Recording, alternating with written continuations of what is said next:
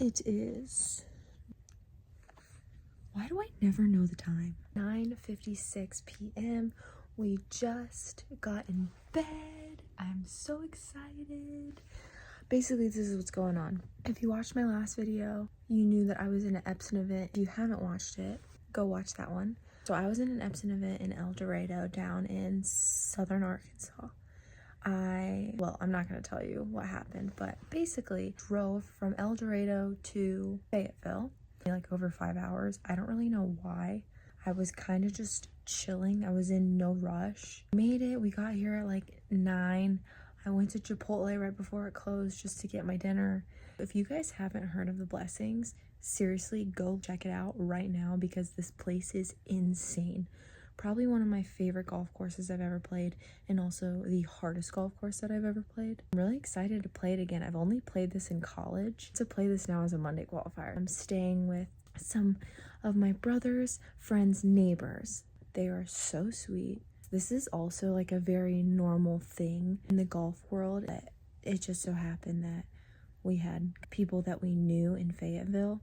The golf world is just so nice and everyone just wants to help each other. So I'll be here for a few days, hopefully longer if I make the qualifier. Now I'm gonna go to bed because I'm exhausted. I don't tee off for my practice round until 1:30 tomorrow, thank goodness. We're just gonna try to sleep in, probably get up at like 6:30. Yeah, and go from there. Okay, yeah, good night. Good morning, everyone. I got up, kind of took my time. The people I'm staying with, they made some breakfast, which was so nice. It was really good. And now I'm getting ready to go to the golf course, stretch, and hit some balls, putt. We have a practice round today at 1:30 p.m. playing with my teammate, Lainey Fry, so I'm really excited to see her. This place is sick. I played here a bunch of times. Well, not actually. I played here like twice. But it's really good and it's really fun, so.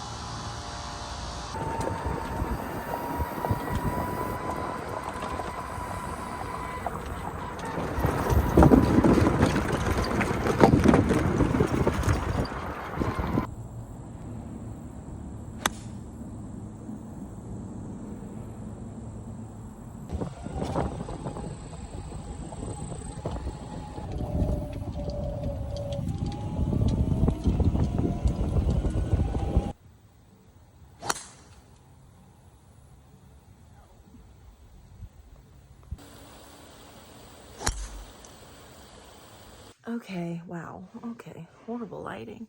I feel like my days have been very difficult to vlog. Sometimes it's really hard. Okay, is this like horrible quality or something? Okay, this is better. It's 10 p.m. on Sunday night. I can see the bags under my eyes. Don't even talk about it, actually. Practice round at 1:30. Thank God we were in carts. Guys, I literally can't even express to you how hard of a golf course this is to walk. We played this golf course in a tournament last year. We were all in carts. I think it would take like 6 hours to walk it in a foursome. No joke. Like, it's insane. That might be a little exaggerated, but I don't really know. Crazy enough, they gave us carts for the practice round and they're giving us carts for the tournament. I have never heard of this before in my life. The LPGA does not do this. It's very rare. They have to keep the pace of play up. I have a 12:22 tee time. I'm playing with Christina Kim, guys. If you don't know who that is, you should go check it out. She plays on the LPGA tour. She's crazy good golfer. I'm really excited. I literally used to grow up watching her play golf. Practice round today with Lainey and Kayla Smith. She played at UNC, and then obviously Lainey's my teammate. We had a great time out there. It was a lot of fun. Lainey's dad was out there with us. It was good to see them. I got dinner with Lainey and her dad at this Mexican restaurant. It was pretty fire. And I came back, talked to the people I'm staying with. probably the nicest people I've ever met. I literally met them 24 hours ago, and they already feel like family. So that's why I love the golf world. Rolled out my body, I stretch.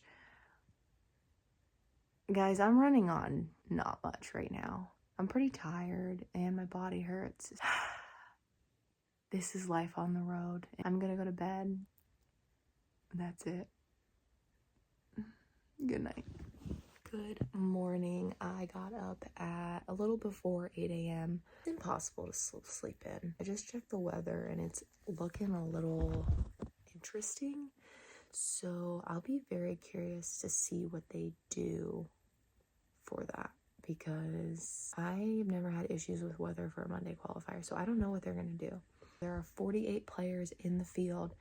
2 people play in the LPGA event. Monday qualifier is at the Blessings, but the tournament is at Pinnacle, like 20 minutes from here. Usually that's how they do it, but in the last few Monday qualifiers I've played in, I've played the Monday at the golf course that the tournament's at. Hey, look at the camera.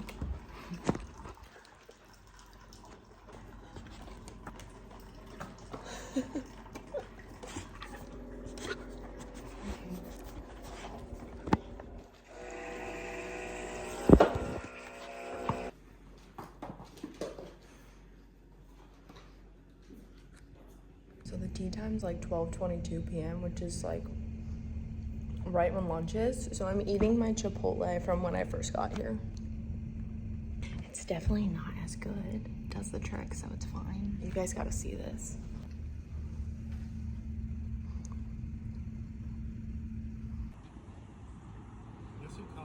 Off hole 10, which is like a 5-minute drive away. Yeah, we got our umbrella ready just in case it rains. Okay, some of the houses here are actually so pretty. Like, shoot, hold on. Oh, look. They're huge. Also, our old Kentucky coach, Cal Perry, lives on this golf course. I saw his house, that was cool. Dude, I love it. This is so funny. This is something Alexis would love and appreciate. Wow. It's 11 p.m. I'm in St. Louis. Obviously, if I'm in St. Louis, I did not qualify for the LPGA event. It was actually quite a horrible round. I shot 78. It felt really bad. Not truly ready to talk through it yet. I've had a lot of conversations already with my brother, and I'm not there yet, so. I keep you all updated on the fact that I did drive 5 hours from Fayetteville. Got a hotel in St. Louis, and then I'm gonna drive to Lexington tomorrow. It's another 5 hours, so. Go to bed, and probably gonna get up pretty early because I'm ready to get home, get back. It takes some time to decompress, so. Yeah, that's all I have for you guys today. It is Tuesday. Yeah, Tuesday morning. It's 6 a.m. and we're on the road again. When I'm traveling, I like to get up and get going. So we are up bright and early. I went to bed at midnight, got up at, it was 6, it's actually 6:15. Got ready really quick, and now we're making the stretch, we're making the drive. So just filling up for gas, and then we're gonna hit the road. Good morning, guys. It is okay, let me just restart. It's October, a few weeks after I got back from my Monday qualifier. I have been taking this time to grind not just the physical part of the game, but really the mental aspect. I came back from that Monday qualifier. I think it finally hit me that I was ready to be home for longer than 4 days, and looking back on that trip, I wasn't mentally in a good state to play in the Monday qualifier. I felt like I almost had to because it was a golf course that I'd played before, and it was in Arkansas. However, looking back on it, I wouldn't say that I regret playing in it, because I don't look at things that way. I think even when you have bad rounds and you're not in a great mental state to play golf, I think you can learn so much from it, because you're not going to wake up every single day and be in a good frame of mind to play golf, and you have to figure out how to do it. I think I just got stuck in this idea of, oh, I'm playing in a tournament in Arkansas, I might as well play in the Monday qualifier in Arkansas too. The Monday was also 5 hours away from Epson event. And so I just think probably would have been smarter, per se, to just play in the Epson event and then go home. I'm glad I didn't, because I think it kind of opened my eyes into something that I was maybe feeling recently that I don't think I would have quite talked through with my sports psych and my coach and everything if I didn't have that experience happen. Because what I noticed is when I came back from that tournament, I was so mentally frustrated, and I tried to rush back into it really quick, and I was getting very aggravated. So my practices, I was trying to be so perfect. I was trying to not miss a shot, which we all know in golf is literally impossible. I started to notice this like internal frustration that I don't usually have with golf. My brother was noticing it, my sports psych on the calls, they noticed it, my swing coach noticed it. I needed to just like let it all out and be like, I'm feeling all these feelings, I don't really know what to do. That's when it clicked that I'm like, oh my gosh, like you have got to reframe your mind. So I've been working a lot on that, and it's been a lot better. So funny, because you think that, like, yes, I'm a professional golfer, but I am learning as much on this journey as anyone else would. The one thing I kind of spoke about with my swing coach is I almost felt like I needed to do more because I was pro. That's not how it works. I got to this point in my career by working hard and having a talent and a skill. I don't need to do anything crazy. Yeah, of course, I can, tighten up a few areas of my ball striking and get the short game better and things like that. But that's always going to be something you're working on, and I'm going to continuously tighten it up. However, you don't need to be perfect. I think that's the funny thing is like pros don't hit more perfect shots. They just know where to miss. They hit their wedges closer. That's about it. Like, that's what I think, at least. The game is all about managing your misses, honing in on becoming more of an artist on the golf course instead of trying to hit the perfect shot all the time, because that's not gonna happen. Like, it's literally not gonna happen. And I think that's where the media tends to misconstrue professional golf, because on Golf Channel and everything, they always show the shots that are really, really good, but they don't necessarily show the ones that are bad.